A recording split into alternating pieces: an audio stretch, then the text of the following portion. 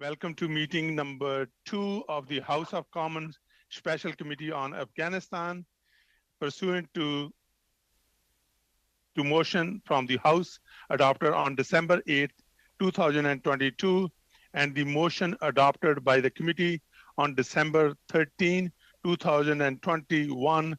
The committee is meeting to study the humanitarian assistance measures in place to bring relief to the Afghan people. Today's meeting is taking place in a hybrid format pursuant to the House of Order November 25, 2021. Members are attending in person in the room and remotely using the Zoom application. The proceedings will be made available via House of Commons website, so you are aware the webcast will always show the person speaking rather than the entirety of the committee. For the first meeting with webinar, today's meeting is also taking place in webinar format. Webinars are for public committee meetings and are available only to members, their staff, and witnesses. Members enter immediately as active participants. All functionalities for the active participants remain the same. Staff will be non-active participants and can therefore only view the meeting in gallery view.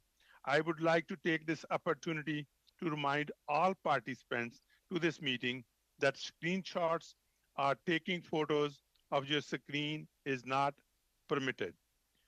Given the ongoing pandemic situation and in light of the recommendations from the health authorities, as well as directive of the Board of Internal Economy on October 19, 2021 to remain healthy and safe, all those attending the meeting in person are to maintain 2-meter physical distancing, must wear a non-medical mask when circulating in the room, and it is highly recommended that the mask be worn at all times, including when seated.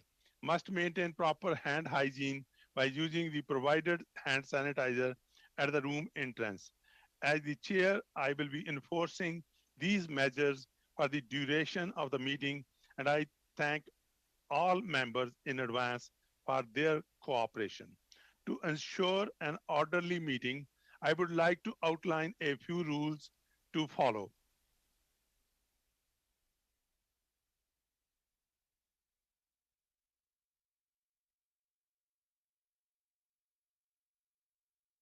Number one, members and witnesses may speak in the official language of their choice. Interpretation services are available for this meeting. You have the choice at the bottom of the screen of either floor, English or French. If interpretation is lost, please inform me immediately and we will ensure interpretation is properly restored before resuming the proceeding.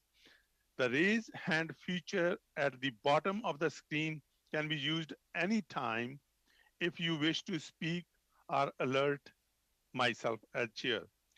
For members participating in person, proceed as you usually would when the whole committee is meeting in person in committee room. Keep in mind the Board of Internal Economy's guidelines for mask use and health protocols. Before speaking, please wait until I recognize you by name. If you are on the video conference, please click on the microphone icon to unmute yourself. Those in the room, your microphone will be controlled as normal by proceedings and verification officer. When speaking, please speak slowly and clearly. When you are not speaking, your mic should be on mute. A reminder that all comments by members and witnesses should be addressed to the chair. With regard to the speaking list, the committee clerk and I will do the best we can to maintain consolidated order of speaking for all members, whether they are participating virtually or in person. I would now like to welcome our witnesses and express our appreciation for your being with us this evening. Many of you Of course, right now we have only one. Uh, Now two, very good, excellent. Many of you have agreed to come on short notice, and we appreciate it. I will also note that some of you are currently in other time zones where it is quite late or early, so thank you for being here. Uh, Now we have, I see witness Mr. John Elif is here from World Food Program, and Mr. Patrick Hamilton from International Committee of Red Cross. When we resume after the first panel, I would like to make few comments for the benefit of new witnesses when they come on. But now I'm gonna start, and the witnesses will have 5 minutes. I'm not gonna be very rude, but please pay attention to witnesses as well as the members when they speak, so they are very close to their time allocation. So with this, I would like to start the meeting now. So first of all, I'm gonna let Mr. Elif go ahead for 5 minutes and make the presentation to the committee, please. Mr. Chair, thank you very much, and allow me to thank the distinguished members of the Special Committee on Afghanistan for their engagement with the country. There could be no better or more important time than now. Today, millions of people in Afghanistan, young children, families and communities, stand at the precipice of inhumane hunger and destitution. 2021 was always going to be a tough year, with the worst drought in 30 years, the most intense period of conflict in decades, and the impact of COVID-19. However, one factor above all provoked a precipitous surge in hunger and desperation: the suspension in August of international budgetary support that once represented 75% of the national budget, the suspension of development aid, and the freezing of the country's foreign reserves. Today in Afghanistan, 95% of households struggle to put food on the table. 23 million people require food assistance. Nearly 9 million of them are one step away from famine. And 1 million children, according to UNICEF, are at risk of perishing this year from acute malnutrition. The humanitarian struggle and the human cost of what is playing out in Afghanistan today is immeasurable. In a hospital in Kandahar, I recently met Fatima, a 1-year-old girl weighing 3 kilograms. Her brother lay emaciated in the next ward, a distraught and desperate mother, herself malnourished, running between them and watching her whole world disintegrate. Fatima's father has not worked for weeks. The job market has simply collapsed. No liquidity, no oxygen in the economy, small and medium-sized businesses going under, casual labor opportunities nowhere to be found, the price of bread up by 50%. Fatima and her family are symbols of millions of other Afghan families who cannot cope today, and sadly their number is growing every single day. When others fled the country, WFP stayed in Afghanistan after the Taliban took Kabul in August to deliver life-saving assistance to millions of Afghans who did not have the option to leave. We stayed alongside other organizations represented here today. We are now running WFP's largest ever operation in Afghanistan, a program which by the end of 2021 had fed 15 million people. WFP's programs save lives, feed families, treat the malnourished, and keep girls in school. Furthermore, WFP's programs provide stability, or a semblance of stability, in a country where economic collapse is forcing people to make desperate, perhaps even unimaginable decisions, including selling their own children to survive or joining extremist groups for monetary incentives.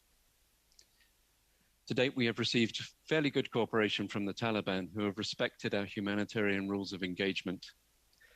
In any complex environment, there are daily operational challenges, but we have addressed them rapidly and boldly with the Taliban, and they have cooperated in troubleshooting incidents and addressing our concerns.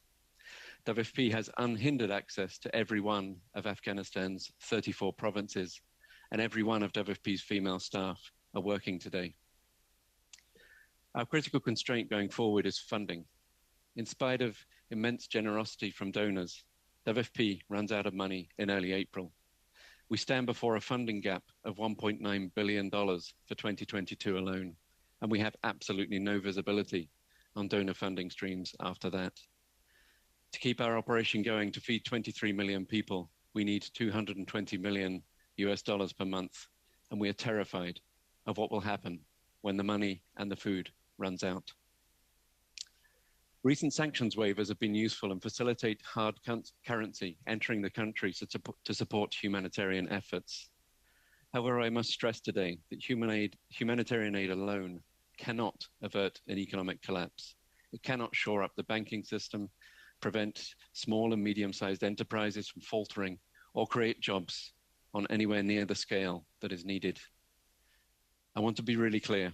If the economy is left to collapse, millions more Afghans will be in urgent need of assistance. Humanitarian needs will reach levels we collectively cannot meet. Once this occurs, we will witness destabilization, mass movements across borders. We will see exactly the sort of environment in which extremism flourishes. That's why we must work together to give Afghans better choices to ensure a future for the millions of children at risk. There is a segment of the population which still has a voice, which will contribute to a stable, moderate Afghanistan, which will demand a country in which girls can be educated and people can live without fear. We cannot afford to turn our backs on that segment of the population. I would like to laud Canada. Canada has been a strong partner for WFP in Afghanistan for literally decades, and we sincerely thank you for having provided 66.5 million Canadian dollars to support the humanitarian community since the takeover of the Taliban on August the 15th, 2021. WFP commends you also for the important study you are undertaking and would recommend in that study that you focus on food security and nutrition as fundamental to addressing the crisis at hand. At the moment, this is a hunger emergency. To conclude, Mr. Chair, working together as an international community, we can prevent calamity in Afghanistan, but it will require sustained focus, sustained engagement, and sustained resource flows. Mr. Chair, thank you very much. Thank you, Mr. Elif. Well, under 6 minutes, that's great. And now we are going to give the floor to Mr. Hamilton. Mr. Hamilton, go ahead, please. Thank you very much indeed, Mr. Chair. And I would very much like to echo the sentiments of Mr. Elif in congratulating the Special Parliamentary Committee of Canada to be engaged and consulting with us on this day, on this extremely critical issue. My name is Patrick Hamilton. I'm the head of the International Committee of the Red Cross's delegation to the US and Canada. To be clear, the International Committee of the Red Cross is the founder member and founder body of the International Red Cross Red Crescent movement, incorporating all of the national Red Cross and Red Crescent societies globally, including the Canadian Red Cross. We are the Swiss private organization with our headquarters based in Geneva, with a mandate derived from the Geneva Conventions, the laws of war to protect and assist victims of conflict and violence around the world. And we have a very strong relationship with the evolution and implementation of those laws of war around the world. We are an organization of some 20,000 staff working in in 100 contexts around the world.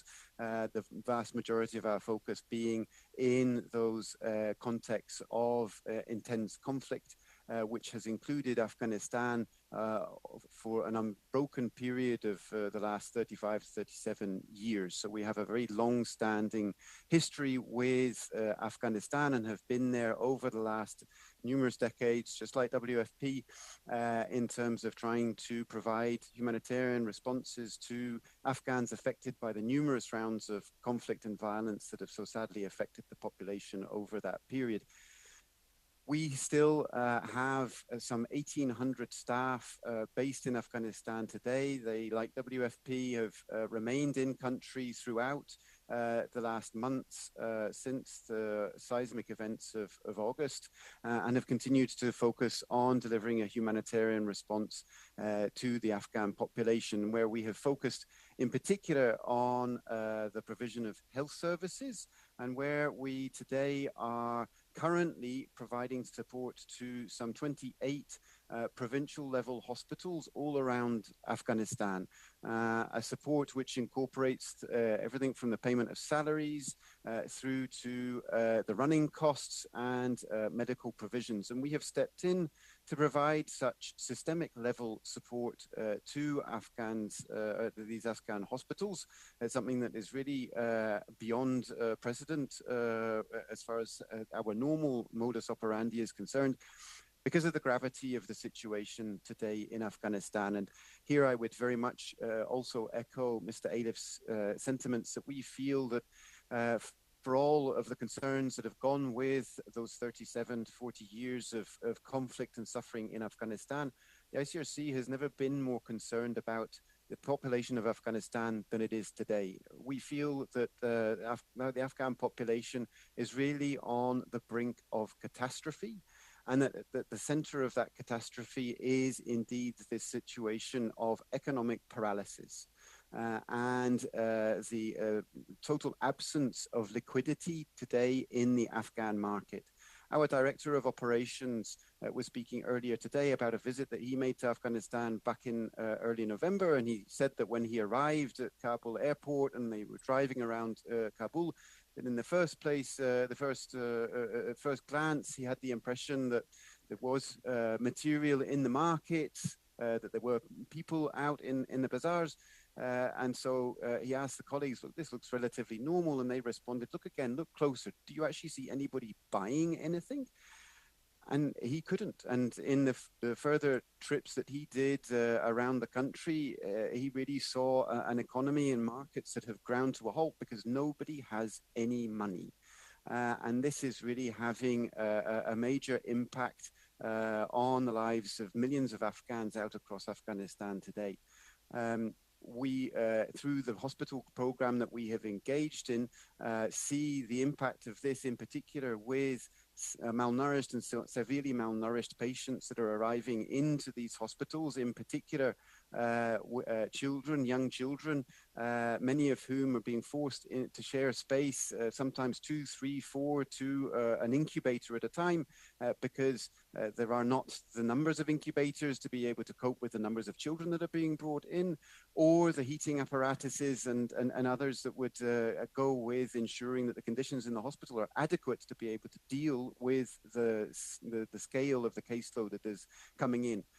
And what made it this situation all the more devastating for our Director of Operations when he was there was to see that many of these children are spending a month receiving treatment in these hospitals, going home, but then returning a month later because they are not receiving the food that they so desperately need back home, because there is no food, there is no money. And of course, these circumstances arrive on top of multiple years of severe drought in Afghanistan, the broader COVID impact, including the economic impacts of COVID, and then obviously on the back of these cumulative decades of conflict.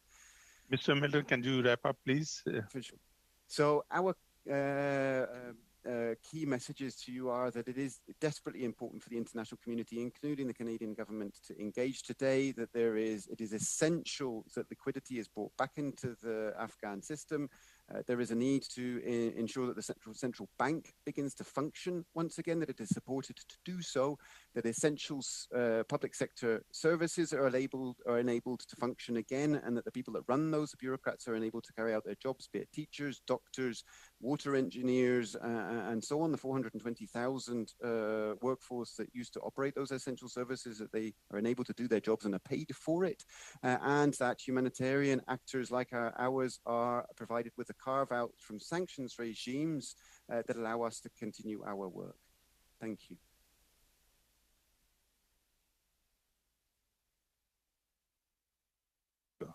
Thank you, Mr. Hamilton. We're going to the honorable members now. And first round is 6 minutes. And please, keep the time in consideration. And first speaker on the list is from the Conservative Party, Mr. Brassard. Please go ahead for 6 minutes. Thank you, Mr. Chair, and thank you to our guests for being here. There's no question that the situation is dire in Afghanistan, and I think it's important to hear that directly. Mr. Alif, just quickly, are you on the ground in Kandahar? Did I hear you correctly, or are you outside of the country currently? Mr. Chair, allow me to answer the question from Member Brassard. Yes, I'm phoning in from Bangkok, Honourable Member, at the moment. Thank you. Our teams, though, with our 600 staff, are in all parts of Afghanistan. Thank you, sir. Part of the purpose of this committee, and I'm not sure whether you've seen the motion, is to speak to the government's contingency planning as it related to the events surrounding Afghanistan. And the question is for both of you, because I'll note that on February 29, 2020, American and Taliban diplomats signed a peace agreement in Doha, Qatar, which saw the agreement for U.S. withdrawal of troops for the Taliban to stop the attacks on the Americans. And it was April 14, 2021 that U.S. President Biden announced the withdrawal of Americans' remaining troops in Afghanistan by September 11th, which was the 20th anniversary of the 9/11 attacks. At that point, were either of your organizations expressing concern, A, to the international community, and B, directly to the Canadian government about what you thought was going to happen in terms of the humanitarian crisis that was going to occur if and when the Taliban did take over? Were there any discussions at that point with Canadian officials? And I'll start with Mr. Alif, and then we'll go to Mr. Hamilton after that. Sure. Go ahead, Mr. Alif. Thank you very much, Chair, and thank you for the question from the Honourable Member Brassard. I think what I could say was before that agreement was signed, and before obviously the Taliban swept through the country and took over, the humanitarian situation was already very dire. There was the worst drought in 30 years. There was intense conflict, particularly in the year preceding the takeover in August. Unprecedented levels of displacement and hardship was rising. And what we were doing from an early stage in 2021 was highlighting rising humanitarian needs. With Canada, with whom we have regular dialogue and regular contact across all levels in the capital, but certainly also in Afghanistan, we were in constant contact about our concern about that humanitarian situation. What I think no one foresaw, however, was the precipitous takeover of the country and by the Taliban. And I think that generated and created an immensely complex, both political and humanitarian situation. Thank you. Mr. Hamilton. Thank you, Mr. Chair. Yes, I would very much second again what Mr. Alif's comments about the fact that we were also engaged very much in the worsening humanitarian situation in Afghanistan. And in any case, in the first half of last year, we've had a 20-year standing engagement with the international coalition and its members in Afghanistan and on Afghanistan on the humanitarian situation there. We're expressing concerns about the escalating humanitarian crisis in Afghanistan. But as Mr. Alif says, I don't think that any of us foresaw just how rapidly things would change in terms of the circumstances as the coalition pulled out.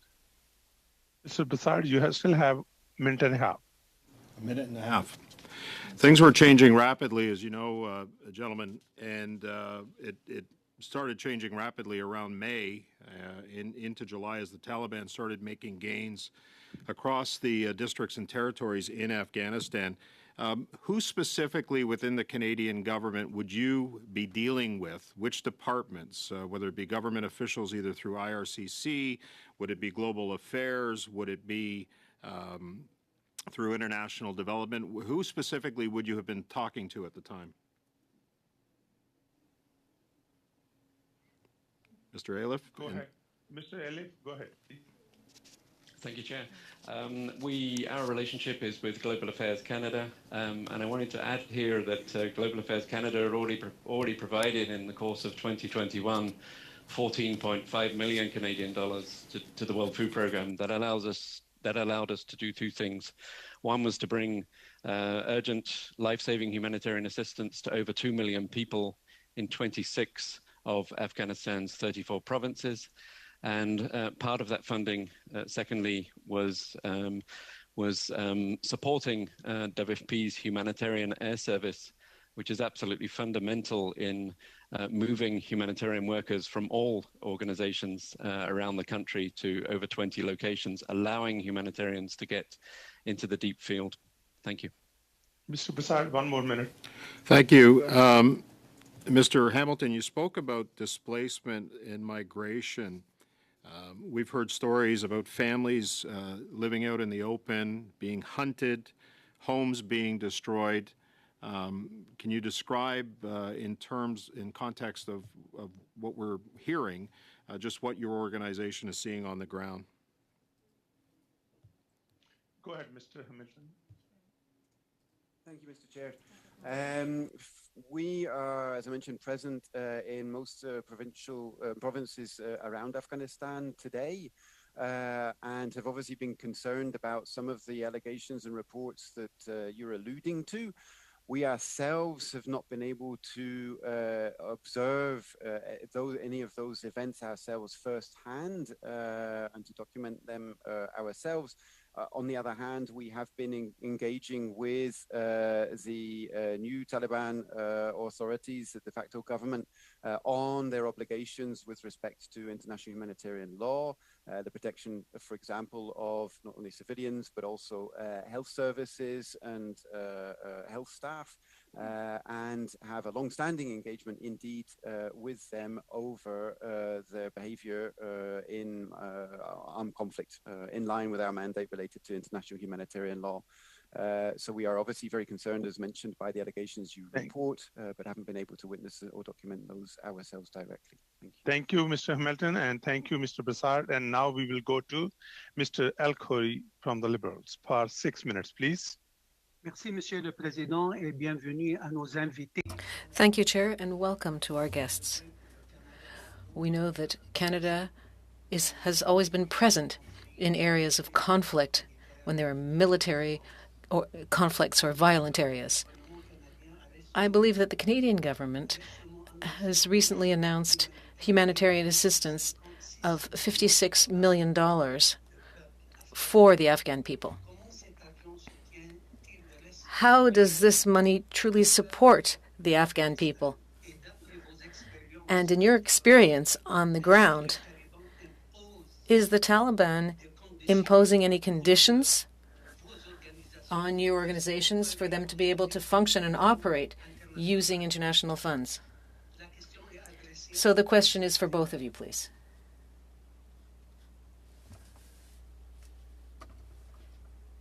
Go ahead, Mr. Elif, you want to go first, and then Mr. Hamilton? Thank you, Mr. Chair. It's my pleasure to answer the question from member Mr. El-Khoury. As I say, we're grateful for Canada's financial support, not just to the World Food Programme, but for all humanitarian agencies working on the ground.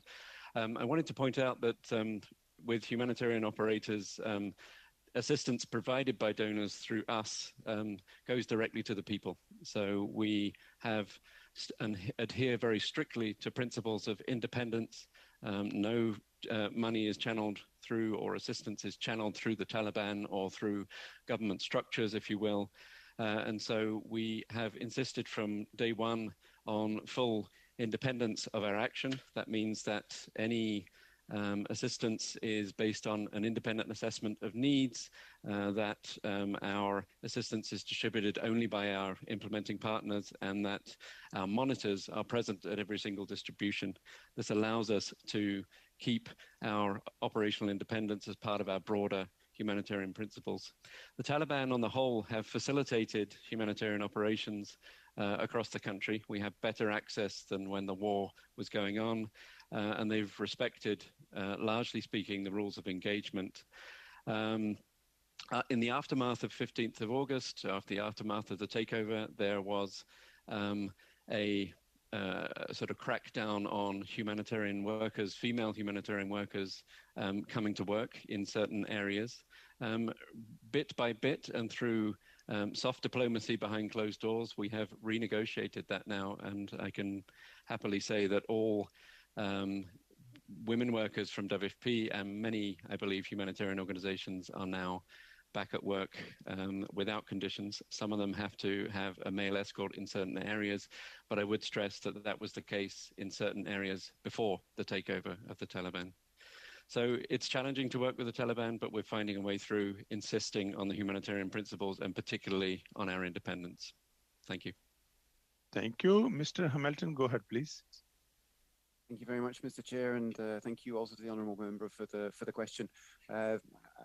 Very similar answer to Mr. Ailiff. Again, a huge thank you to the Canadian government for the 4.5 million Canadian dollars that funded the ICRC's programming in Afghanistan during 2021. We equally seek to spend that ourselves directly through the different programs that we have in Afghanistan, trying to ensure that all of that money gets directly to those that it is intended for. In the wake of the Taliban takeover, we have insisted with them and the authorities that we would continue to insist on our independence and on being compliant with all of the standard ways in which we generally tend to operate as a neutral, impartial, independent humanitarian organization. If I can talk to in particular to the hospital support project and program that I referenced previously, we actually signed an MOU with the Taliban, with the new Ministry of Health authorities, let's say, with the understanding that we would not be channeling any of our financing through the ministry itself, but that we would be paying directly the money and salaries, for example, to the doctors, to the cleaners, to the health staff in all of these different hospitals ourselves, doing each one in each case individually to each staff member. And we have our own International Committee of the Red Cross monitoring mechanisms, but have also engaged a German-Dutch third-party monitoring company that are also carrying out monitoring for us independently to ensure that the funding that we put through that program is delivered directly to those to whom it is intended in terms of those recipients. So we are very aware of the need to act in compliance with the various legal parameters and take with great seriousness the need to ensure that we are in compliance with those. Thank you. Thank you, Mr. Hamilton. Mr. Corey, we have only 15 seconds left, so I'm going to go to, if you have something to add quickly, otherwise I'm going to block. Yes, please. Je suis content que I'm happy to know that you were able to negotiate something behind the scenes to the advantage of women. In terms of your Afghan operations, are there any specifically designated long-term programs to support the rights of women and girls? Thank you. If you can come, when I come back, you can answer it at some point or quickly if you want to say something in 30 seconds. Mr. Ailiff or Mr. Hamilton? Thank you, Mr. Chair. Very quickly, and it's a very good question. For WFP, we are engaged in school feeding, where we aim to give 1 million girls incentives to come back to school. I would stress that that's primarily or mainly at the primary level at the moment, but also in 8 provinces, we're also giving incentives for girls to attend secondary schools, some of which, as you know, are open. Secondly, we're doing vocational training for women. This is something we were doing before the takeover, but we have managed to continue that program, critical to give these women a sense of hope for the future, if I may put it like that. Thank you. Thank you. And I'm going to go to the Honorable Bloc Member, Mr. Brunel Desepp. Please go ahead for 6 minutes. Merci, Monsieur le Président. Thank you, Chair. I'd like to thank our witnesses today. As you may know, gentlemen, this committee has been struck to focus on the current humanitarian crisis, to go beyond politics and really focus on the present and the very short-term future to assist the currently suffering population. So we really want to see concrete results with quick recommendations. This is the raison d'etre of this committee. So I will move right into the heart of the matter and try to be brief in my questions. And the questions are to both of you, dear witnesses. Canada believes that the current Taliban regime is a terrorist entity. What does that mean for humanitarian assistance? Does that have any impact on humanitarian assistance currently on the ground? In other words, the fact that we can identify or consider the Taliban to be a terrorist organization or entity. And then Mr. Elif. Thank you very much indeed for the question, honourable member. It's a key question. We see the authorities in Afghanistan in light of their previous role as the party to the conflict in Afghanistan, and therefore within the scope of international humanitarian law as a belligerent party with whom we as a neutral independent humanitarian organization are obliged to engage with precisely to try to protect and assist the people that are affected by the hostilities that they are engaged with the other parties to the conflict. And then secondly, also now as the de facto government of Afghanistan, whose de facto governance clearly has a very substantial impact on the people living in the territory that they currently de facto govern. Our programming, our presence in Afghanistan is clearly driven by the needs, the humanitarian needs that exist amongst the Afghan population and the desire and the obligation to respond to those needs. So clearly we on the one hand are very conscious of the need to avoid trespassing over the various sets of counter-terror legislation by providing any types of direct material support to the Taliban as an entity. At the same time, clearly in these circumstances, we are obliged to engage with them to try to ensure that the people that we need to assist and to protect, we can assist and protect by having access to them and by having the agreement from those authorities to be able to carry out our work in the way that we do. Mr. Elif. Thank you. Thank you. Thank you, Mr. Chair, and my thanks for the question from Honourable Member Brunel Doucet. I think just to underline the fact that the Taliban are a terrorist organization re-intensifies our need to remain independent. I spoke about independence in the answer to the last question, but that makes that even more critical. The sanctions carve out by the UN Security Council has helped immensely to give us the space to operate, and that's all we really needed was the space to operate in a context where even paying the utility bill of our offices, just to give an example, would otherwise have been at risk of breaching sanctions. So the carve-out given to us, the humanitarian carve-out given to us by the Security Council has been critical. I would just really belabor one point, however. The fact that the Taliban are a terrorist organization designated does immensely complicate the current situation because it has led to the suspension of development aid and the freezing of foreign reserves. I make no comment on that as a measure. My obligation, though, is to point out, as has Mr. Hamilton, that the economic crisis which has been precipitated by that suspension is very real. And as we've said, people cannot find jobs. The levels of hunger and poverty are going up by mid-2022. If we remain on this current trajectory, there'll be almost universal poverty in Afghanistan. 97% of people will be under the poverty line. And so we need to find ways without recognizing the Taliban, without getting away from the fact that they are a terrorist organization, to breathe some oxygen into the economy Otherwise, humanitarian needs are only going to rise. Thank you. Mr. Burrell, just 1 minute. Is there any time left?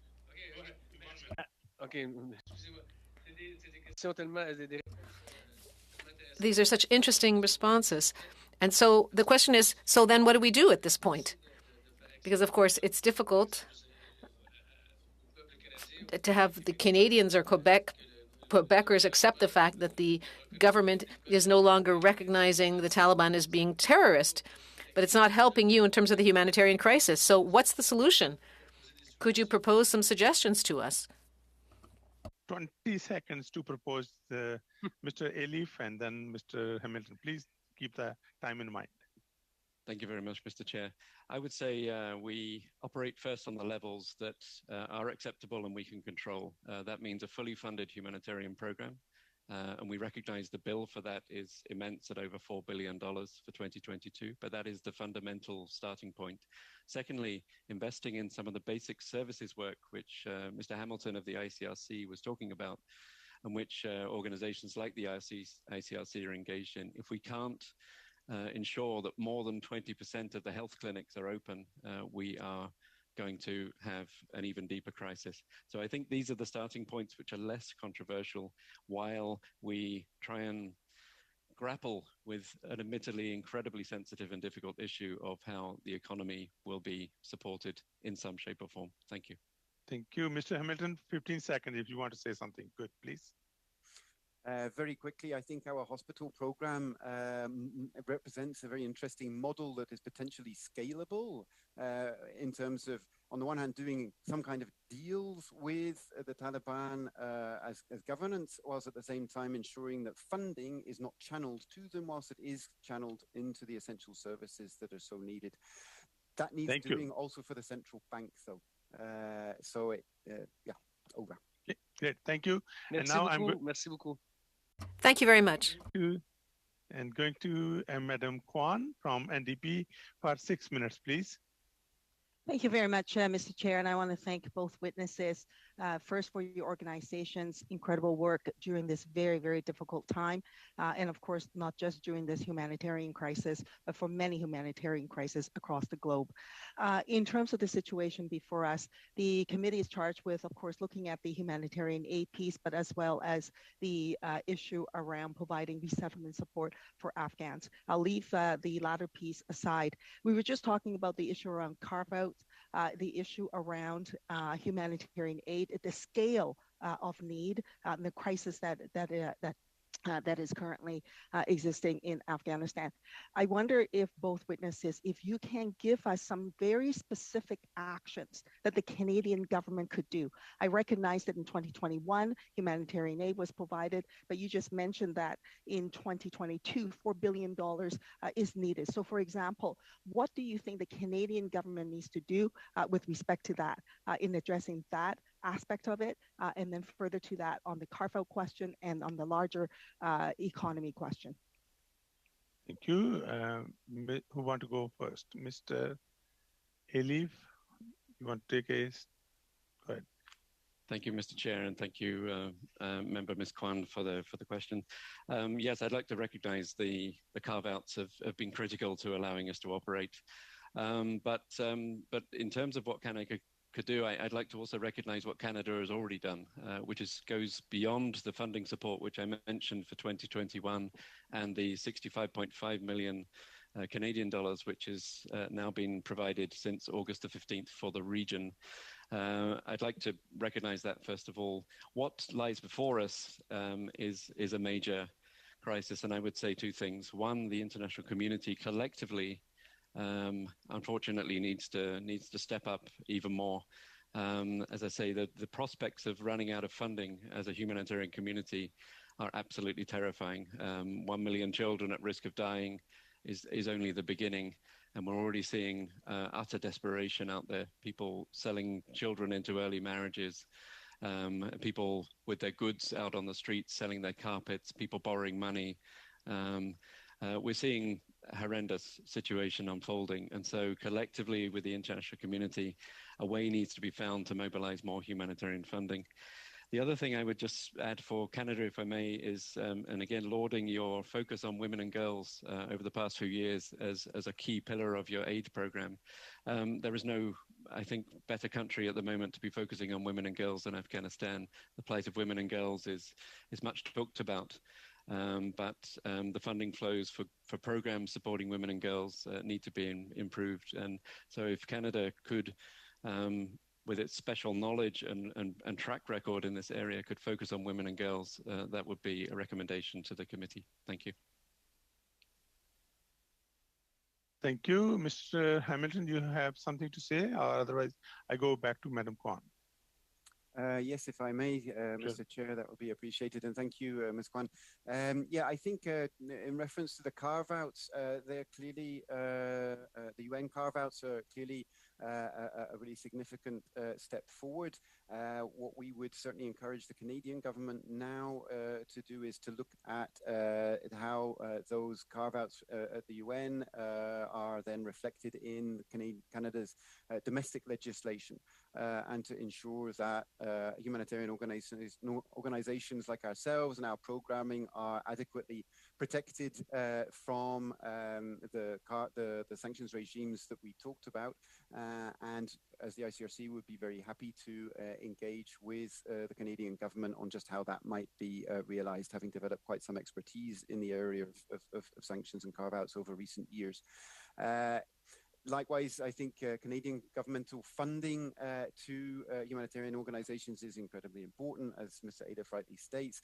That being said, we are, I think, are firmly of the belief that, as we mentioned at the top, that humanitarian action won't be enough in these circumstances, and that there is a need to work with the other international allies and partners to ensure that liquidity is enabled to enter the Afghan market once again, and that it is able to begin to function also through the provision of essential services, and in particular those essential services that do indeed target women and children, be it through education, but also through the health services, where we likewise have been investing in particular in maternity hospitals and training facilities, including those for doctors and nurses, which are first and foremost staffed by women.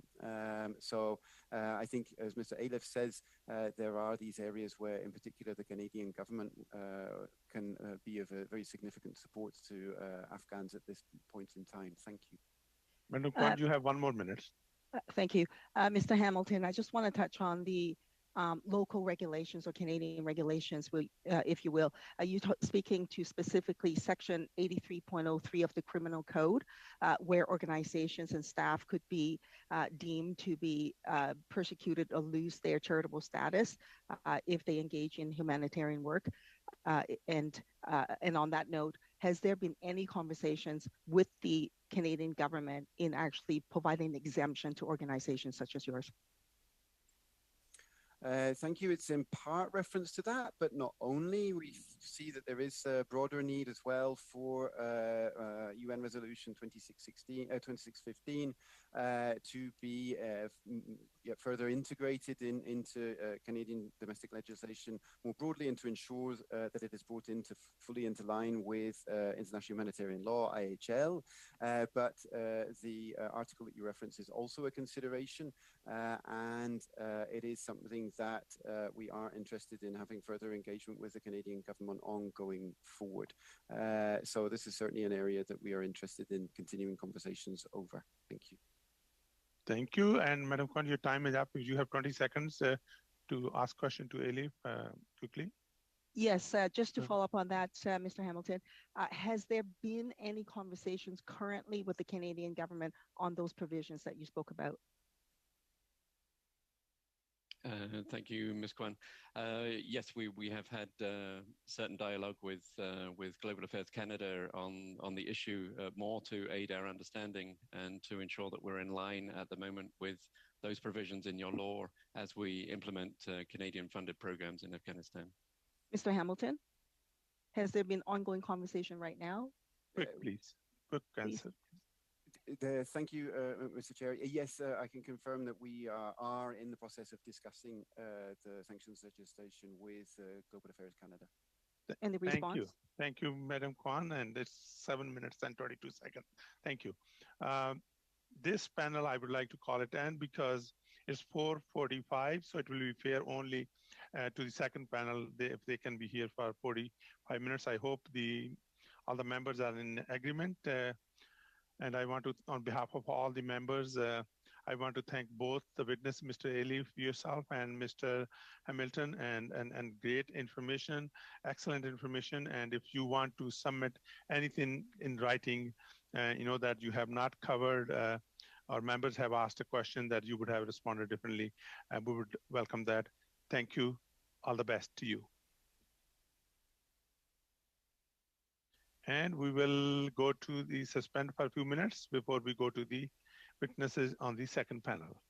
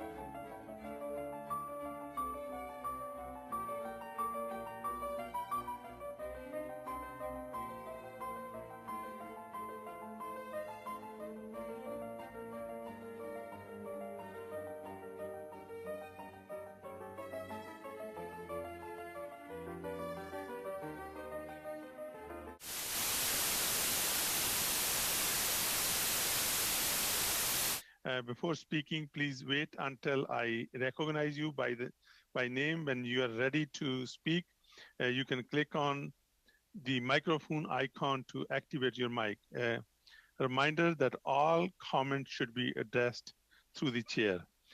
Interpretation in this video conference will work very much like in a regular committee meeting.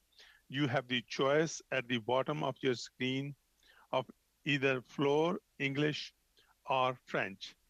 When speaking, please speak slowly and clearly.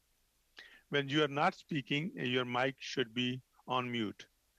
I would now like to welcome our witnesses and express our appreciation for your being with us this evening and, of course, morning in Kabul. Many of you have agreed to come on short notice, and we appreciate it. I will also note that some of you are currently, as said, in other time zones where it is quite late or early. So thank you for being here. From the Office of the United Nations High Commissioner for Refugees, we have Mr. Ratbert and Mrs. MCs. And from the United Nations Assistance Mission in Afghanistan, we have Mr. George Varghese. And from the World Vision Canada, we have Mr. Messenger and Miss McKinley, Director. Mr. Ratbert, I would give you the floor. You have 5 minutes between each organization. So please keep the time in mind, because I don't want to be rude to cut off. So 5 minutes sharp if we can finish this off. Please go ahead. Thank you, Chair, honorable members, for giving us the opportunity to talk here. I think since the events in last August, UNHCR and other organizations working on the ground have been warning of a humanitarian catastrophe in Afghanistan and the risks of further displacement. A collapsing economy, the deepening poverty, and the most severe drought and crippling food shortages seen in decades are pushing over half of Afghanistan's population, as we know, into extreme levels of hunger. The situation is especially tenuous for the 3.4 million people who remain displaced due to conflict within the country, 80% of whom are women and children. Together with our partners, UNHCR has stayed and delivered in Afghanistan throughout the tumults of 2021, assisting close to 1 million Afghans with cash assistance, emergency shelter, essential relief items. Amidst a harsh winter, conditions and humanitarian response has become even more critical than ever before. UNHCR at this end has scaled up its field presence with the deployment of 264 additional staff in the region, including 69 international staff, bringing our footprint to a total of 337 in the country. Thanks to the support received, we are already seeing some glimmers of hope despite the challenges. An estimated 170,000 internally displaced Afghans have returned home since August 2021, buoyed by the fact that many parts of the country are more secure than they were before due to the end of the conflict. As the international community, we must seize such opportunities to ensure that the hard-earned gains of the last 20 years do not fall away.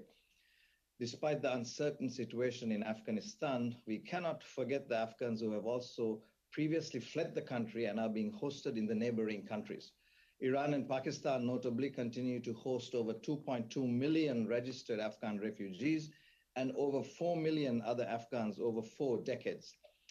And despite facing their own security concerns, socioeconomic challenges further compounded by COVID, they have pursued inclusive policies towards refugees, particularly in the areas of education and healthcare. Their generosity cannot be taken for granted, and support for the host countries must be increased. To this end, the UNHCR, complementing the HRP that was launched for Afghanistan, has launched in January a regional refugee response plan, requesting some $623 million to support Afghan refugees as well as the host communities in neighboring countries. Over the last year, UNHCR has recorded some 160,000 Afghans who have sought international protection in neighboring countries. However, many more Afghans find the present situation in Afghanistan untenable and continue to use irregular means to reach neighboring countries. UNHCR remains very concerned about the risk of continued human rights violations against civilians in Afghanistan, particularly for women and girl children, in this evolving context. Given this fluidity, the situation, debilitating conditions inside the country, the risk remains high that increasing numbers may feel compelled to flee the country and move onwards within and outside the region. It is with this in mind that UNHCR's work in the region, underpinned by the solution strategy for Afghan refugees, also remains focused on solutions. While life-saving humanitarian assistance in Afghanistan is required and essential to address the most urgent needs, complementing this with programs to stabilize Afghan populations in Afghanistan and refugees in neighboring countries remains equally critical. These programs require humanitarian and development resources, which are crucial to averting a deepening of the crisis and to maintain a focus on building resilient communities and pursuing solutions. As such, UNHCR and partners have adopted a community-focused, area-based approach in 55 priority districts in Afghanistan, focusing mainly on investing in basic services such as access to health, education, and livelihoods that benefit all Afghans, including the internally displaced and returnees, with a view to stabilizing communities and mitigating further displacement. In the same vein, resettlement will remain a critical protection solution tool for individuals with acute protection needs, preserving, as we need, a life-saving mechanism for those with heightened vulnerabilities. A significant increase in UNHCR's resettlement capacity in neighboring countries has been initiated already, with some 164 staff being deployed in the first quarter of 2022 to enhance resettlement from host countries. UNHCR welcomes Canada's commitment to expand third country solutions for Afghan refugees through resettlement and other pathways, and these spaces are extremely valuable for Afghan refugees who have previously arrived and for those who are arriving now and more recently. To this end, UNHCR is grateful for Canada's pilot economic mobility pathways project aimed at expanding labor mobility pathways. Finally, UNHCR is grateful for Canada's deep commitment and support and stands ready to continue our valued partnership with the Government of Canada to ensure that the humanitarian assistance and third country pathways continue to address the most acute needs of Afghans. But we can and must do more in Afghanistan's greatest hour of need. I thank you. Thank you very much, Mr. Albert. When you answer the questions, if you can hold your mic closer to your mouth, that will help the interpreters. Okay, I'm going to go to the next panel from the United Nations Assistance Mission in Afghanistan. Mr. Varghese, go ahead for 5 minutes, please.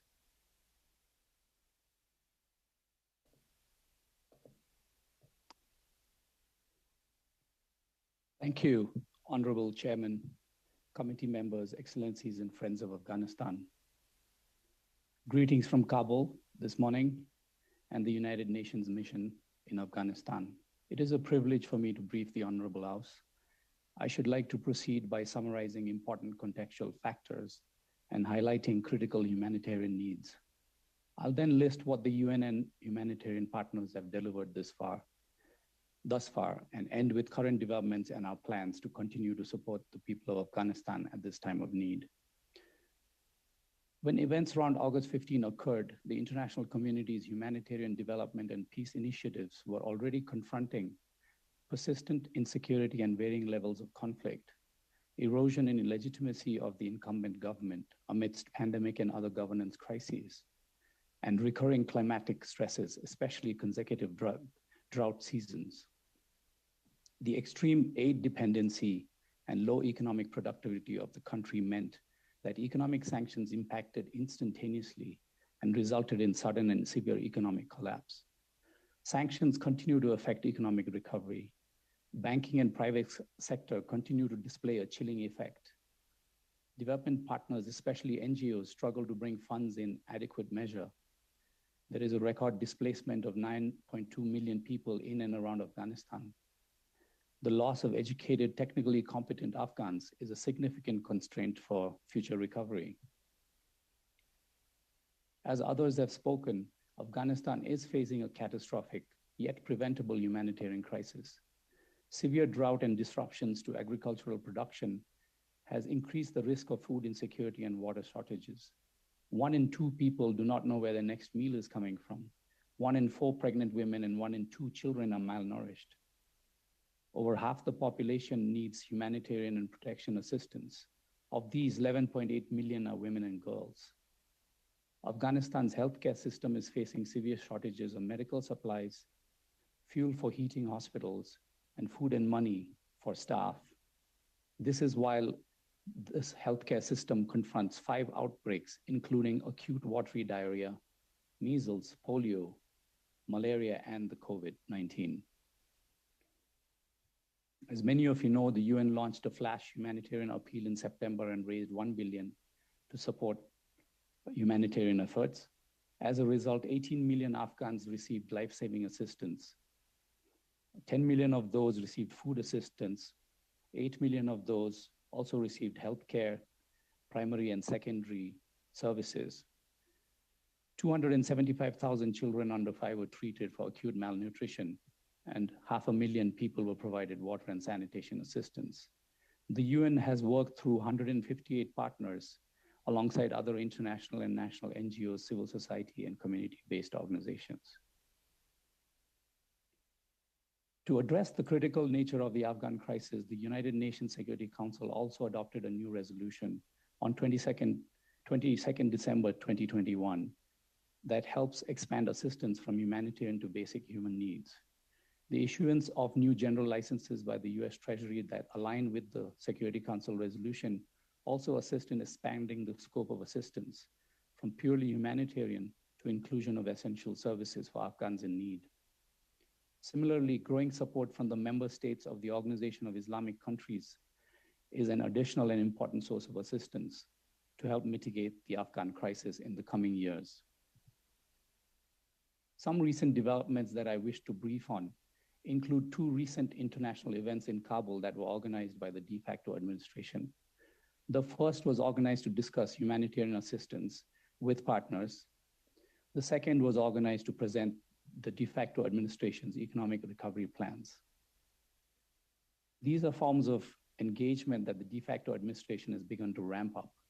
At each of these events, the UN and its partners have emphasized that women and girls' rights are critical to Afghanistan's political stability, security, economic development, and chances of building lasting peace.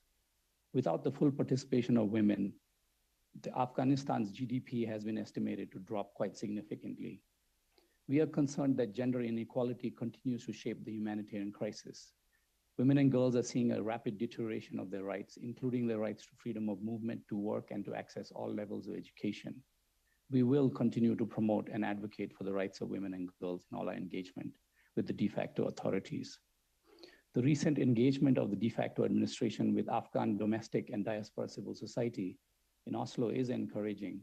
Another new development is the appointment yesterday of the chief of the Afghan Public Maternity Hospital, Dr. Malalai Faizi, who's become the first woman official in the administration. As you all know, Hazara was appointed as a Deputy Minister of Economy earlier on.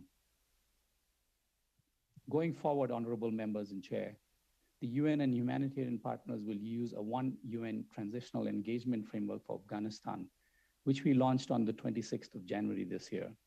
3 strategic priorities will guide the Transitional Engagement Framework as the UN system adapts to the new environment and conditions become more conducive in spring.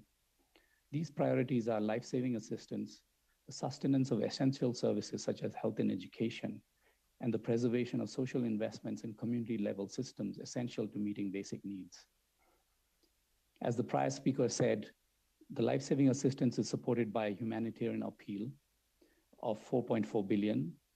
If ramped up, this assistance will provide delivery of life-saving food and agricultural support, health services, nutrition, emergency shelter, protection, water and sanitation, and education. In addition, we will focus on other 2 objectives of sustaining essential services such as health and education, and on supporting community systems and creating opportunities for young people with a requirement of about $3.6 billion. As the world comes together in aid of the resilient outcomes. You got to wrap up. It's 6.5 minutes. I will. Thank you. We will, moving forward within this quarter, prepare a joint reporting mechanism as well as a risk management matrix across the UN and focus on coherence across the funding mechanisms. I conclude my briefing with thanks to the people and government of Canada for recent assistance of 50 million Canadian dollars pledged to support this. Thank you very much. Thank you. And now we can go to World Vision Canada. Mr. Messenger and Ms. McKinley, you have 5 minutes to speak. Please go ahead. Thank you, Mr. Chair, for inviting World Vision Canada to contribute today. I'm joined by my colleague, Julie McKinley, who is our liaison with our colleagues in Afghanistan. World Vision began emergency relief operations in Afghanistan in 2001. More than a decade later, our programs have expanded to sectors including health, nutrition, and child protection. We work with donors like UNICEF, the World Food Program, and the UN Office for the Coordination of Humanitarian Affairs. And we've partnered with Global Affairs Canada, as well as the EU, US, German, Australian, and UK aid agencies. In March 2019, just 2 years ago, I visited our team in Afghanistan. Even then, humanitarian assistance was critical to help vulnerable populations survive in the face of a growing food crisis. I also witnessed development work that was tackling the root causes of poverty. I left the country encouraged by the progress I saw and how Canadians had helped us bring about positive changes. Yet I was overwhelmed by the scale of the need and worried about the future. And those needs are so much greater today. We want to convey two key messages. First, the children of Afghanistan are facing a dire humanitarian emergency that is only getting worse. We must ensure that assistance reaches those who are suffering. And second, we urgently need to tackle legal barriers that are preventing Canadian organizations from providing humanitarian assistance. Children in Afghanistan are in crisis. Over half of all children under 5 suffer from acute malnutrition. Afghanistan today now has the highest number of people facing emergency food insecurity in the world. And that's a terrifying 35% increase from the same time just last year. According to the watch list on children in armed conflicts, Afghanistan is the most dangerous country in the world to be a child. They're subject to grave human rights violations, including attacks on schools and hospitals, physical and sexual violence, and inequality for girls. Millions of children in Afghanistan are growing up knowing little beyond conflict, displacement, and multidimensional poverty. And as the economic crisis deepens, households, as we've already heard, are being forced to adopt extreme coping strategies. Our teams have also told us of families selling their daughters for future marriage in return for payment. And that's why I want to turn to our second point. Canadian laws are preventing Canadian-based organizations like ours from getting the most assistance that we can to Afghan families. You've heard from other witnesses about the sanctions carve-out internationally, but we can speak from a Canadian organizational perspective where there is a critical gap. At World Vision Canada, we have funding and supplies that are needed now, but that we cannot send to our teams on the ground. Just one example, we had 2 containers ready to ship full of packets of ready-to-use therapeutic food, which is used to treat children facing the severest forms of malnutrition. This medicine can literally bring children back from the brink of death by starvation. Our teams on the ground pleaded with us to rush this food to our clinics. Each container could help more than 900 children. And it was heartbreaking that we had to say no. And this is because the Taliban is on Canada's Anti-Terrorism Act's list of terrorist entities. And the view is that payment of direct or indirect taxes or fees to them in any form, even for goods like these, would be in violation of this Canadian law. Canada's Criminal Code, Section 8303, and related provisions are also specific. Charities, organizations, and other persons are prohibited from directly or indirectly facilitating any transaction in respect of property that is controlled on behalf of an identified terrorist group. We urge Canada to take whatever steps are necessary to allow Canadian humanitarian assistance to flow to those in need. The UN Security Council resolved in December that aid to Afghanistan should flow even in the face of anti-terrorism sanctions, but Canada is out of step. Based on external legal advice, our understanding is that the Minister of Public Safety could provide an exemption to the restrictive provisions through Section 8309 of the Criminal Code. In fact, we believe that he and his department have an urgent obligation to do so. There are other countries with similar laws that have recently made exemptions or adopted a more pragmatic and flexible approach to get assistance into Afghanistan. In fact, in World Vision's Global Federation, Canada is currently the only office that is unable to provide funds or goods to that country. We urge the government to find a solution that would allow Canadian organizations to meet their humanitarian imperative and deliver assistance in Afghanistan without facing the risk of criminal sanctions.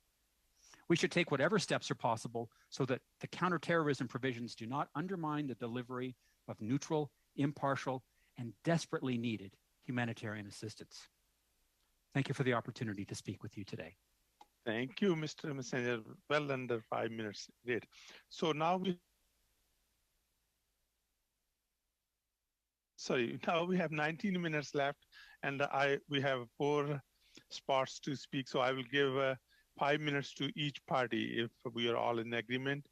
Okay, and first we'll go with the Conservatives. I see my own member of parliament, good member of parliament, Ms. Finley is here, and it's between you and Mr. Hallan and Mr. Chong to decide those 5 minutes. Please, go ahead. Who want to go first? I'll go. Okay, Mr. Hallan, go ahead, please. Thank you, Chair. My questions will be for the UNHCR, Mr. Ratwate. Look, there was no secret that people would be displaced, the ones that were fleeing violence. But we had seen this before when the Soviet invaded Afghanistan and even the latest in 2001. There was no secret that people were going to be displaced, and there should have been a plan. At any point, was the UNHCR contacted by any department within the Government of Canada, whether that was IRCC or Global Affairs or any other department, before August 2020 to give heads up that this is the situation and it may deteriorate?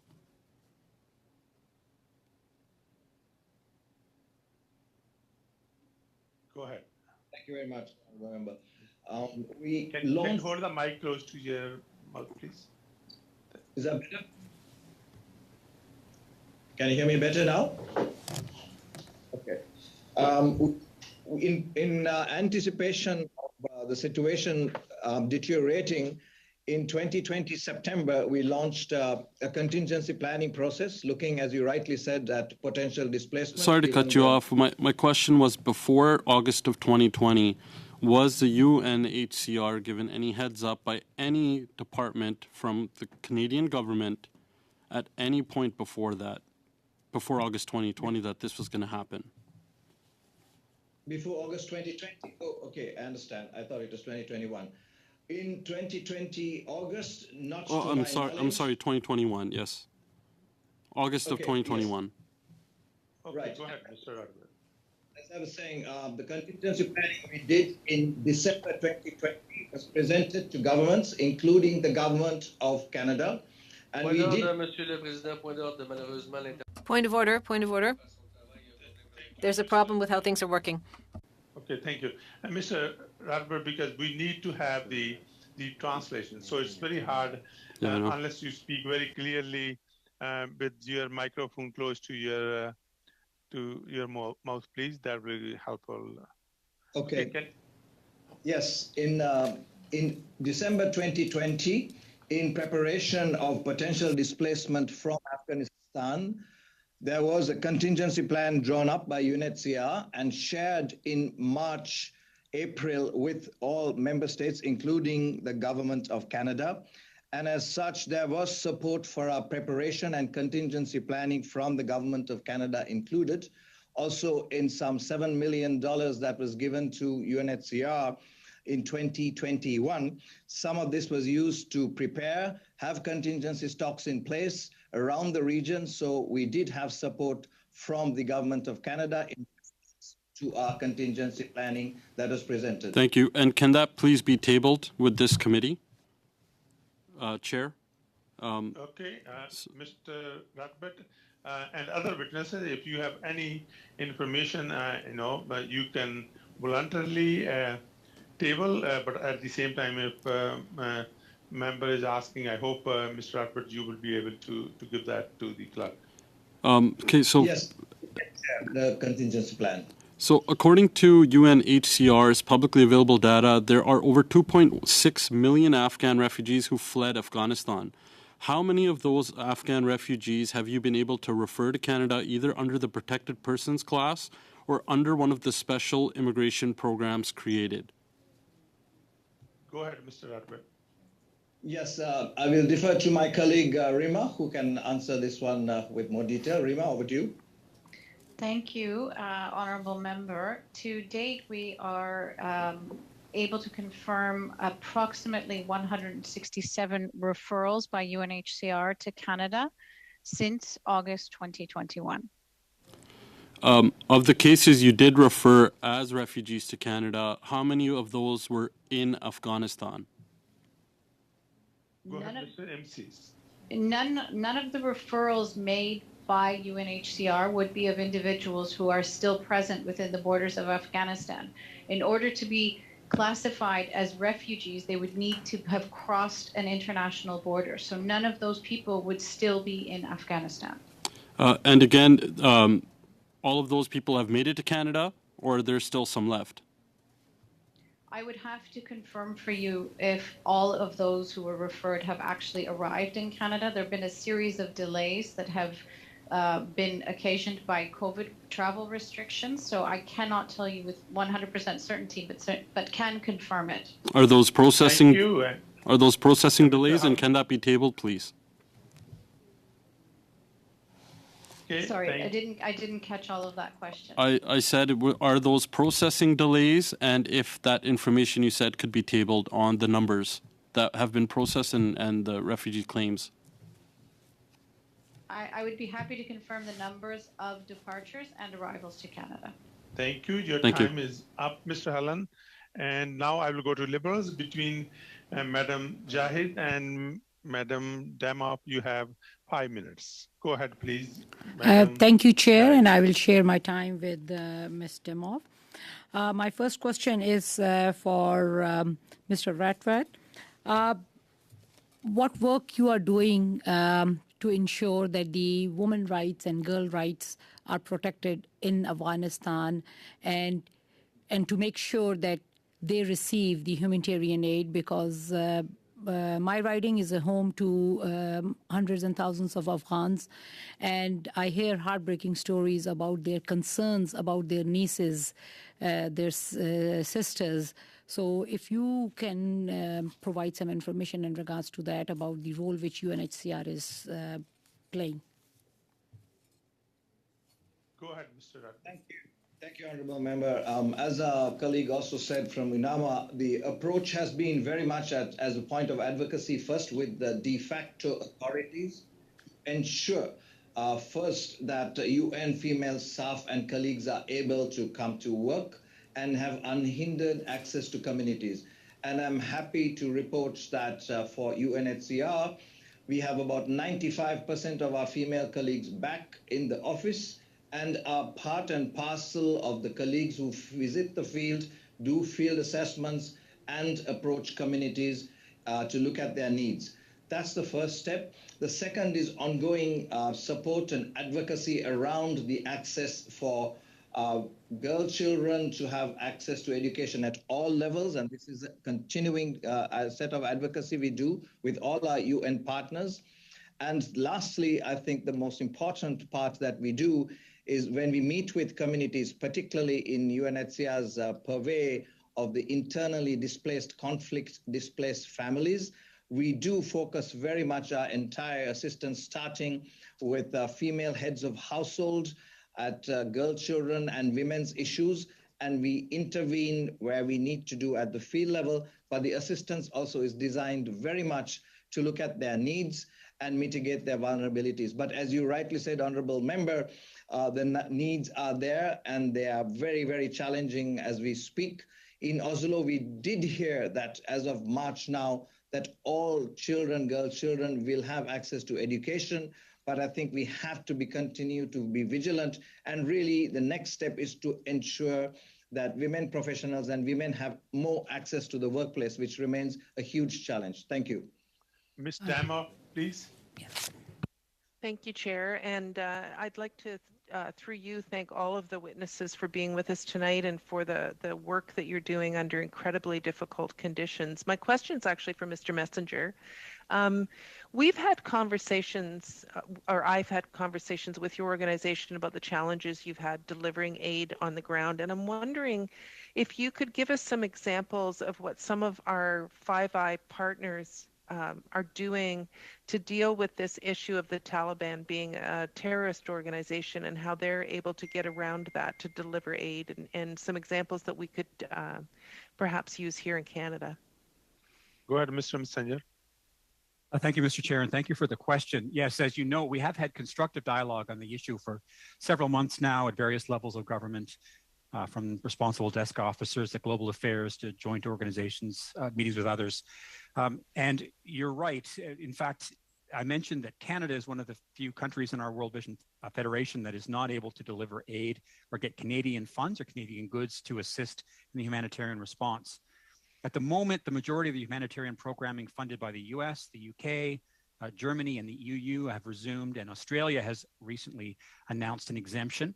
Now, there may actually be some specific limitations for us in Canada because of our criminal code, and I would have to look and we'd have to consider the various carve-outs, approaches, exemptions, or guidelines that have been done by the other organizations. We can certainly speak to our colleagues in those other offices to get examples of this, but it may also be a made in Canada solution to look at our specific legislation to determine the limitations. So I think I only have 30 seconds left, but I think it would probably be helpful, and maybe you could share that with us.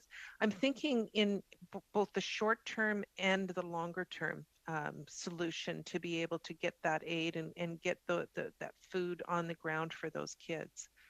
We can certainly provide some examples of what's happening elsewhere, as well as some of our positions and the legal counsel that we've received actually on how we may be able to get around, both in the short term and the longer term, the current limitations on our activities here in Canada. Thank you very much.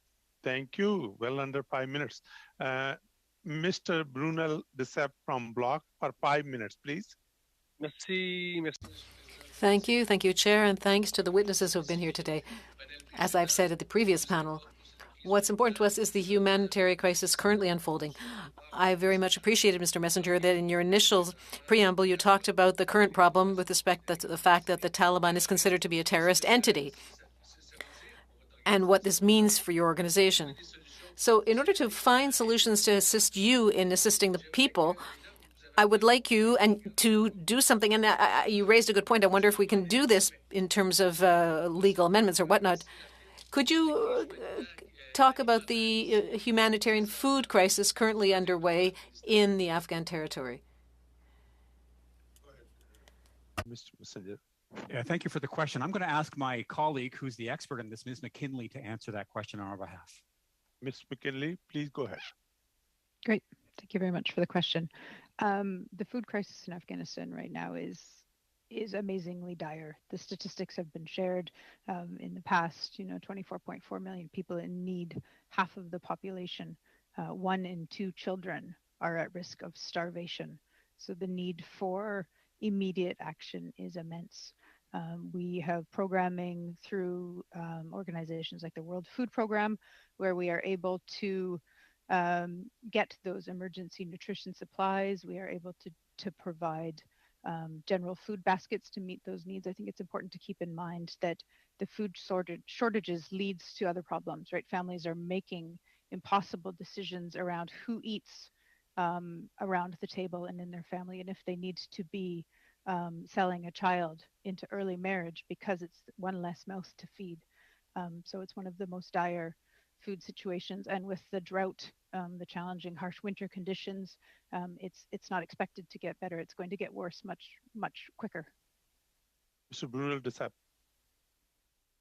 Merci beaucoup. Merci beaucoup. Thank you very much. Mr. Brathwaite, I believe that you're an expert in the subject. You're at the High Commission for Refugees, and we see that the people of Afghanistan are trying to leave the country at all costs. Can we expect a wave of migration similar to what we saw in Syria? Mr. Radford. Thank you, Honourable Member. I think the situation is extremely dire inside Afghanistan, as colleagues have talked about. But there are two components here. I think one is the humanitarian crisis, if not mitigated, that will basically destroy any coping mechanisms and coping systems that Afghans have, which will lead to internal displacement further. And in this case, I think it would be cross-border because the vulnerabilities are such. So indeed, if we are unable to make those investments, which are two, one is the immediate humanitarian needs, and the second is, as we were saying, and also elaborated by my colleague in UNAMA, looking at the humanitarian development set of issues to stabilize the populations where they are in Afghanistan, we will see flows outside for sure. And that, I'm afraid, will not just be to the neighboring countries, it might be beyond, because the coping mechanisms of Afghans are hanging by a thread, as the Secretary General himself said last week at the Security Council. So the primary effort should be to really make all the investments to stabilize Afghans within Afghanistan, and obviously also at the same time support the host countries that we are able, should, God forbid, we have a refugee flow, that the host countries are willing and able to take a new influx of refugees. Thank you. Thank you very much. Is there any time left for me? 1 minute, please. Very quickly then, Mr. Verghese. You're on site, you're in the field there. What's happening right now with LGBTQ in Afghanistan? There have been a lot of concerns since the Taliban came to power. Could you tell us what's happening with this community? Go ahead, Mr. Verghese.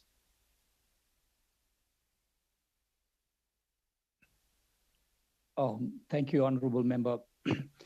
It is very clear that this is not a priority for the de facto administration, along with other minority concerns.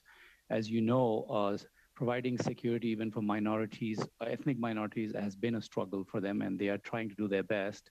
But attention to the LGBTQ community is not a priority for them. We don't really see actions related to that. Of course, in all the exchanges that we have witnessed, there have been some messaging that they have given to allay fears that all Afghans should stay and all Afghans are welcome to stay and they will be supported. But actions on the ground are few and far in between. Thank you. And Madam Kwan from NDP for 5 minutes, please. Merci. Thank you very much, Mr. Chair, and thank you to all the witnesses for the work that you're doing as well. My first question is actually to Mr. Messenger, related to the issue around the anti-terrorist regulations and laws that Canada has in place. You mentioned about the Criminal Code Section 83.3, and one of the issues that I think the government can undertake is to provide an exemption to organizations such as yours so that you can actually deliver the urgently needed humanitarian aid in Afghanistan. Has that request been made by your organization to the Canadian government? Thank you for the... Go ahead, Mr. Messenger. Thank you, Mr. Chair, and thank you for the question. Yes, as I mentioned, we've had a constructive dialogue on this, including proposing a number of options and sharing an external legal opinion that would suggest that Section 83.09 of the Criminal Code may actually allow the Minister of Public Safety to carve out an exemption. We think that actually we should look pragmatically at how that can happen. So we've had ongoing engagement. At the moment, to date, we're not aware of an acceptable solution that would immediately help us address the horrendous challenges that we're facing, and without leaving our organization at considerable risk of being in breach of Canadian criminal or anti-terrorist or the sanctions regime. So it's a challenging risk for us in the face of uncertainty. Can you advise when did you have that conversation with government officials? Go ahead, Mr. Messenger. Well, as I said, we've had constructive dialogue for several months now, and there have been a number of organizations, parts of the government seized with this issue, but we have not yet resolved it. So it goes back to certainly in the fall, since we've had conversations around the possibility in raising this issue. And World Vision, along with other organizations, has raised this and had this ongoing dialogue. Thank you. If you can table all relevant documents to the committee for our consideration, that would be very much appreciated. The other question that I'm wondering about is this. Has the government been asked to provide explicit guidance to Canadian CSOs on what is permissible within the current regulatory regimes? Other jurisdictions have done it, and has the Canadian government offered any assistance to you in this regard? Go ahead, Mr. Messenger. Well, as I said, we've had back and forth constructive conversations, and we've raised the number of the issues and the need for an exemption or guidelines exactly as you suggest. We have been received with great interest. We understand that various ministers, including Minister Sajjan in Global Affairs, has been focused on this. But to date, we have not yet received any guidelines that would allow us to release the funding or the goods that we mentioned before that we'd like to get to Afghanistan. Well, thank you very much. Well, time is of the essence and the urgency is clearly there. I can imagine what it must be like for your workers and your organization to not be able to deliver aid when you see the crisis that exists right now where children are literally starving. So I would say time is of the essence and we would need the government to respond ASAP. Now, I want to turn to a different question for the representative from the UNHCR. Part of the issue, of course, in the resettlement support, although it's not the only solution, but it's certainly part of a solution, is that people within Afghanistan cannot get UNHCR destination. This is an ongoing problem. People have to get to a third country to get to safety to access that. I wonder whether or not this is an issue that's been brought up from your organization with the minister, and what suggestion might you have to address this crisis? Would waiving the UNHCR destination requirement at this time, under these extraordinary circumstances, be appropriate? Mr. Radbert and Ms. MCs. Thank you, Madam Kwan. As my colleague mentioned, by mandate and international law, refugees have to cross an international border to benefit from UNHCR's work as refugees and solutions. So one part of what we are doing right now is really robustly increasing our resettlement capacity in the neighboring countries, because Afghans are coming across to these countries. But within Afghanistan, what we have advocated for is for bilateral mechanisms to enable Afghans to get out of Afghanistan, and wherever they can then come to third locations, then we are available to extend our good offices. But waiving that requirement at this point of time, Madam Kwan, I don't think would be possible. Thank you. Thank you. Yes, within UNHCR, that is not something within your authority to do so, but it's certainly within the Canadian government's authority to do so and to allow for people to get to safety. Otherwise, people would not be able to do so. And for those who are in dire circumstances, I wonder if Mr. Messenger, if you've seen on the ground for the women and the girls, particularly who are being actively persecuted and in hiding, what can they do in terms of getting to safety if they cannot, if refugee status could not be obtained? Mr. Messenger, very briefly, 5 minutes is up. So this is a challenging question. I'm going to ask Ms. McKinley to answer, who's more close to what's happening on the ground. Ms. McKinley, go ahead, please. Thank you. A very challenging question in a short amount of time. It's changing minute by minute. We do what we can to support our teams on the ground and encourage them to find the safest point they can, but that does change. There's a lot of uncertainty and lack of clarity, I think, even for our teams that have submitted for applications for asylum to other countries. So an encouragement would be ensuring that there is a response to those applications so families know what their status is and can plan accordingly. But it's very challenging. Thank you. Thank you very much, Ms. Melakwan. With this, we'll end this panel on behalf of all the members of Parliament, all parties. I would like to thank all the witnesses for the pertinent information that you brought forward. And I would like to where I thank you, but also request if you have anything to submit, please do submit it to the clerk, and then we'll be able to incorporate that information. So thank you again. All the best to you all. And with this, hopefully I have the consensus from the committee meetings to adjourn the meeting. Okay. And Madam Clerk, you have anything to add before we adjourn? No. Okay. Thank you. All the best. And we adjourn the meeting right here.